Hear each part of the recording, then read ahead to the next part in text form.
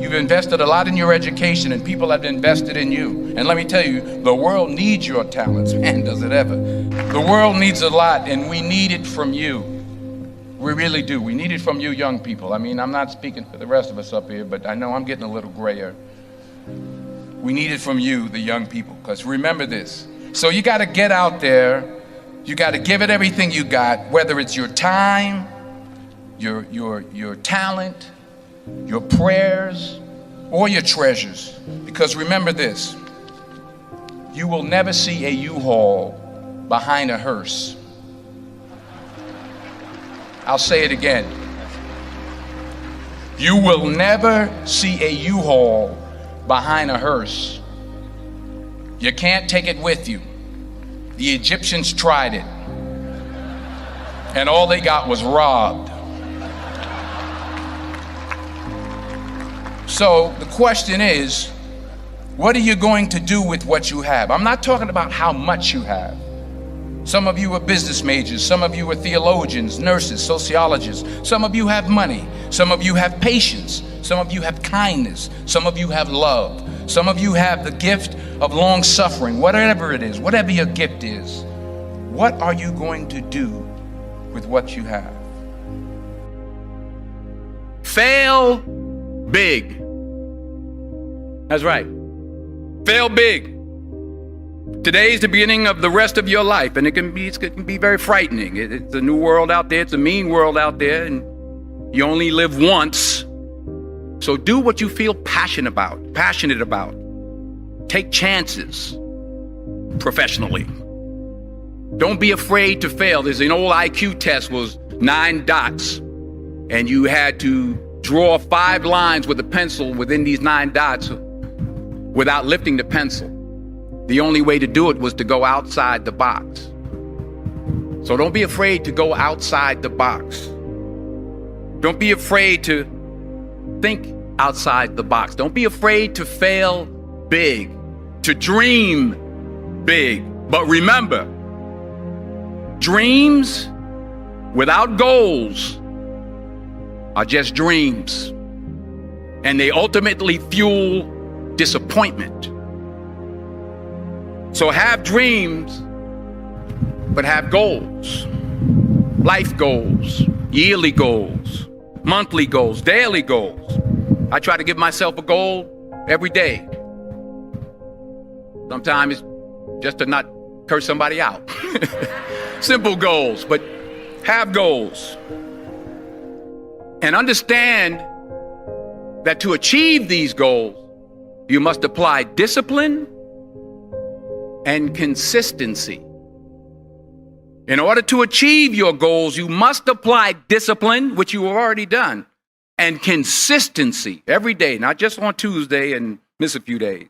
You have to work at it every day. You have to plan every day. You've heard the saying, we don't plan to fail, we fail to plan. Hard work works. Working really hard is what successful people do. And in this text, tweet, twerk world that you've grown up in, remember, just because you're doing a lot more doesn't mean you're getting a lot more done. Remember that. Just because you're doing a lot more doesn't mean you're getting a lot more done. Don't confuse movement with progress. My mother told me, she said, yeah, because you can run in place all the time and never get anywhere. So continue to strive, continue to have goals, continue to progress. I found that nothing in life is worthwhile unless you take risks. Nothing. Nelson Mandela said, there is no passion to be found playing small and settling for a life that's less than the one you're capable of living. Now, I'm sure in your experiences in school and applying to college and picking your major and deciding what you want to do with life, I'm sure people have told you to make sure you have something to fall back on. Make sure you got something to fall back on, honey. But I never understood that concept. having something to fall back on. If I'm going to fall, I don't want to fall back on anything except my faith. I want to fall forward. I figure at least this way I'll see what I'm going to hit. Fall forward. This is what I mean. Reggie Jackson struck out 2,600 times in his career, the most in the history of baseball. But you don't hear about the strikeouts. People remember the home runs. Fall forward. Thomas Edison conducted 1,000 failed experiments. Did you know that? I didn't know that. Because the 1,001st was the light bulb. Fall forward. Every failed experiment is one step closer to success. You've got to take risks, and I'm sure you've probably heard that before, but I want to talk to you about why that's so important. I got 3 reasons, and then you can pick up your iPhones. First, you will fail at some point in your life. Accept it. You will lose. You will embarrass yourself. You will suck at something. There's no doubt about it. And I know that's probably not a traditional message for a graduation ceremony, but hey, I'm telling you, embrace it, because it's inevitable.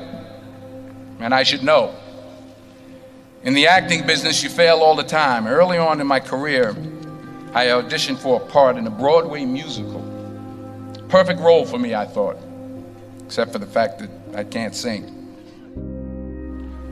I didn't get the job. But here's the thing. I didn't quit. I didn't fall back. I walked out of there to prepare for the next audition, and the next audition, and the next audition. I prayed. I prayed, and I prayed. But I continued to fail, and fail, and fail. But it didn't matter, because you know what? There's an old saying, you hang around the barbershop long enough, sooner or later you're going to get a haircut. So you will catch a break, and I did catch a break. Last year, I did a play called Fences on Broadway. Someone talked about it. Won the Tony Award. And I didn't have to sing, by the way. But here's the kicker. It was at the Court Theater. It was at the same theater that I failed that first audition 30 years prior. The point is, and I'll pick up the pace, the point is, every graduate here today has the training and the talent to succeed. But do you have the guts to fail? Here's my second point about failure. If you don't fail, you're not even trying. I'll say it again. If you don't fail, you're not even trying. My wife told me this great expression. To get something you never had, you have to do something you never did. Les Brown's a motivational speaker. He made an analogy about this. He says, imagine you're on your deathbed, and standing around your deathbed are the ghosts representing your unfulfilled potential. The ghost of the ideas you never acted on. The ghost of the talents you didn't use. And they're standing around your bed, angry, disappointed, and upset. They say, we came to you because you could have brought us to life, they say. And now we have to go to the grave together.